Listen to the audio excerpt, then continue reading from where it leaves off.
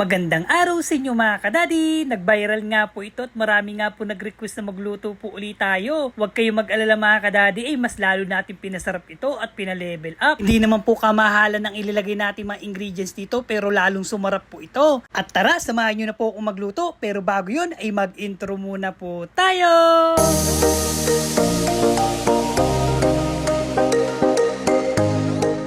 At eto na nga mga kadadi, ang unang ginawa po natin dito ay syempre ay maggagayak na po tayo ng flour. Kahit ordinaryong flour nga po ay nabibili sa palengke, pwede na po yun. Wala po itong endorsement mga kadadi pero kailangan yung bumili ng crispy fry na garlic kasi yan lang po ang papasarap sa ating buffalo wings. Baka naman crispy fry. At ito nga mga kadadi, inilublob ko na nga po dyan. Pagka ganito ang itsura ng ating manok ay pwede na po yan. 2 kilong manok nga lang po ito mga kadadi. Binabad ko nga po pala ito ng magdamag. Ang ginamit ko nga lang po sa pagbabad ng ating manok ay toyo at kalamansi. Yun lang po mga kadadi, masarap na. At heto na mga kadadi, samahan nyo na po kung magprito.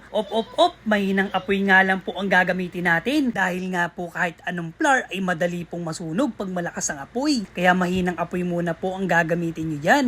At heto nga mga kadadi, ay nakailang minuto na po tayo, ay babalik na rin na po natin yan. Napakabango nga po mga kadadi, habang piniprito ko nga po ito ay nagugutom na po ako. At lumabas nga rin po si Mrs. at naamoy nga po niya ang piniprito ko dahil nga pakabungo daw po itong piniprito ko. Alam nyo ba mga kadadi, ang garlic po kasi pag piniprito ay lalong bumabango. Si crispy fry po kasi ay naka-garlic po yan kaya napakasarap at napakabango pa. Crispy fry, nakakailang banggit na nga po pala ako sa inyo. Baka naman. At ito nga mga kadadi, samahan nyo na po kung gumawa ng ating sauce ng ating buffalo wings. Kahit powder nga po ng garlic ay pwede po nyong gamitin. Ito nga po sa akin na garlic po itong ginahit lang po natin ng kaliliit. At syempre hindi po mawawala ang crispy fry, pampalapot na pampabango na nga rin po at pampasarap sa ating sauce. At taglagay na nga rin po ako ng kalahating cup ng tubig dyan at hinalo-halo ko nga lang po ito. At syempre hindi po mawawala ang KFC ketchup, napakasarap yan at napakalinamnam. UFC po yan, baka naman po hinalo-halo ko nga lang po ito hanggang sa lumapot. At napansin ko nga po baka nga po kukulangin nga po dahil 2 kilo nga po itong ating pipritong ating buffalo wings. Lagyan ko nga po ng kalahating tubig at tansyahan na nga lang po ang paglalagay. Naglagay rin po ako ng isang kutsaritang toyo at syempre hindi mawawala pa rin ang crispy fry na garlic at naglagay rin po ako ng 2 kutsarang asukal at syempre parang napansin ko wala pa rin pong kulay ang